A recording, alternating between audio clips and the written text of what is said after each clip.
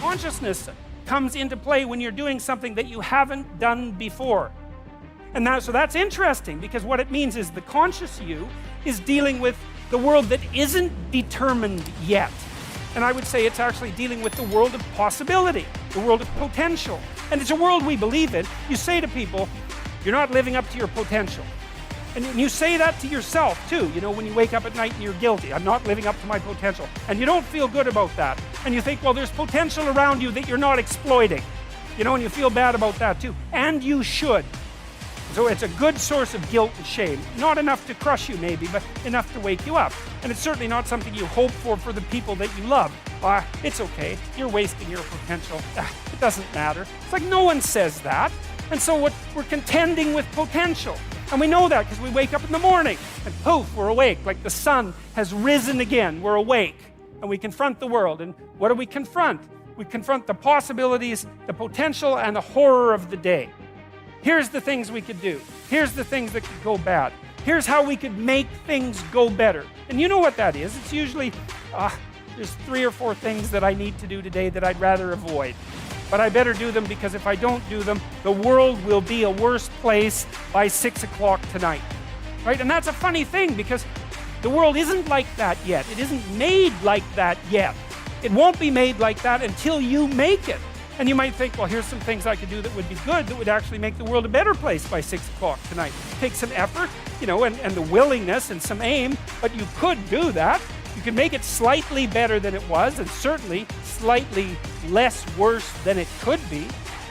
And you know that, it weighs on you, I would say, as soon as you wake up. It might be a moral burden, or it might be excitement, or it might be some combination of both. That's certainly how you view yourself, a conscious agent, confronting what has not yet been brought into being, confronting potential, and determining the course that the world's going to take. Maybe just in your small area, but who knows how big your area is and how much what you do echoes around you. You know, we have an idea in our culture that each of us is the center of the world. That's why you're part of the sovereign state. That's why you vote. That's why the future of the state itself is dependent on your decision. Because we've decided over like a 10,000 year period that you're king. You, for whatever reasons, it's on you. Your conscious ability to be awake and to be articulate and to be clued in and to keep nature at bay and culture straight and your own malevolence under check and to combat the unknown and to transform it into something that's good. That's what you are. And you see this reflected in the oldest stories. That's the dragon myth, you know? You go out into the terrible unknown, beyond what we understand, into the unknown itself. And you confront the terrible thing that rests there, the terrible predatory, eternal predatory monster. And you can do that because that's what you're like. You're not cowering at home. You're not frozen into submission.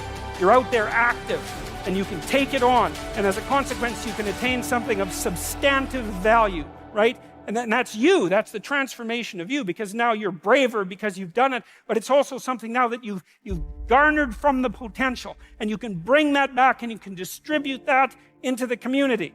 That's the story of humanity. It's the oldest story we have, and it's correct. There's this idea in Genesis, and I'll end with this. So there's this idea in Genesis that at the beginning of time, there was potential. Tohu vabohu. There was potential. It was nothing, like the nothing that's there when you wake up in the morning, that's just the potential of the day. It's all sorts of things that could be, but nothing that is. And then there's a structure that confronts it. Well, that's you. There you are, the structure that confronts potential. And then there's the personality that you use to confront it. So in Genesis, the personality is logos, and it's something like truthful courage and communicative ability, all amalgamated. It's something like that. So, and it's a lesson. It's like, okay, there's the potential. What are you supposed to do with it? Well, there you are, ready to confront it. How do you confront it? With truth and courage. And then you transform it into what exists. You take the potential and you transform it into being itself. That's your job. In Genesis, when God does this repeatedly, he says something repeatedly. He says, after each day of doing this, and it was good. I mean, and it's repeated, so it's like it means something. It's repeated. And what does it mean? If you confront potential, with truth and courage, then what you produce is good. Well, so that's a good thing to know if you want to produce what's good. It's like confront the potential with truth and courage, and what you produce is good.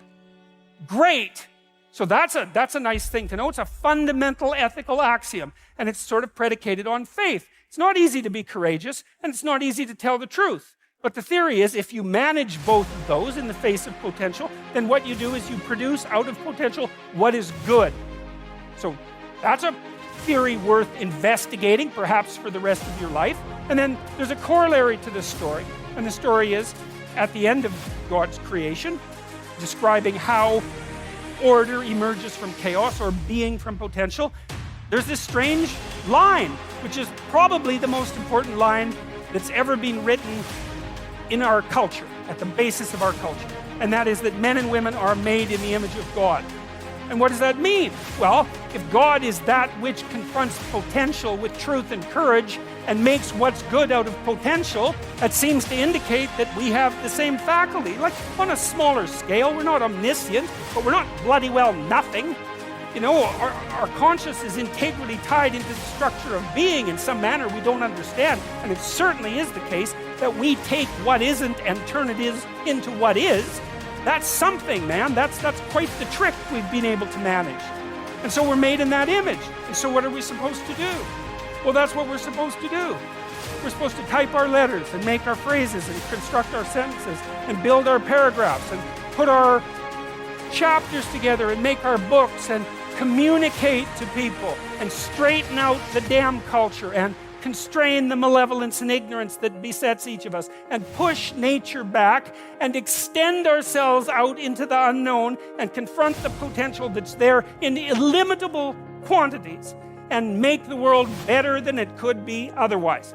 To move it away from hell, and it can certainly become that, and toward heaven to the degree that we can manage that. And that is a good enough goal. That's the thing.